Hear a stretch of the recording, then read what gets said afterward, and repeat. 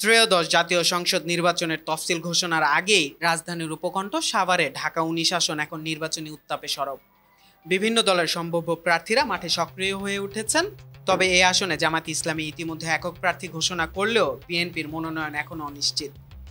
ঢাকা জেলার সাভার উপজেলা, আশুলিয়া, বিরুলিয়া সহ ৯টি ইউনিয়ন এবং সাভার পৌরসভা নিয়ে গঠিত এই আসনে মোট ভোটার সংখ্যা ৭,৪৬,৯৪৭ জন, যার মধ্যে পুরুষ ভোটার ৩,৭৩,৪৭৫ জন ও নারী ভোটার সংখ্যা ৩,৭৩,৪৭২ জন।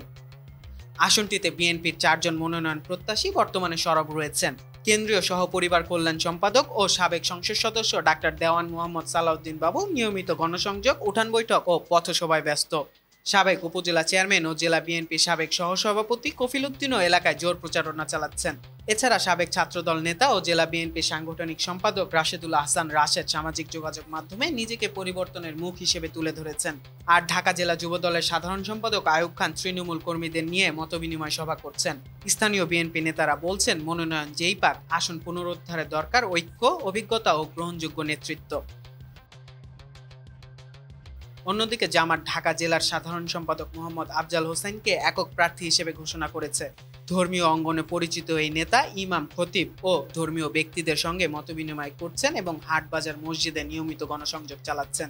এদিকে এনসিপি ও বাম জোটের অন্তত দুটি দলও সক্রিয় হয়ে উঠেছে এই আসনটিতে। শ্রমজীবী ও নিম্ন আয়ের মানুষদের সমস্যা তুলে ধরে বিকল্প রাজনীতির আহ্বান জানাচ্ছেন তারা। ২০০৮ সালে ঢাকা ১২ আসনটি ভেঙে ঢাকা ১৯ আসনের সৃষ্টি হয়।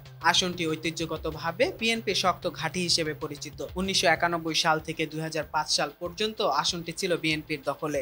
এরপর টানা ৩টি বিতর্কিত নির্বাচনে আওয়ামী লীগের মুরাজ্জং এবং ডাক্তার এনাম এই আসনটিতে সংসদ সদস্য হিসেবে দায়িত্ব পালন করেন। নিউজ ডেস্ক, চেষ্টা টিভি।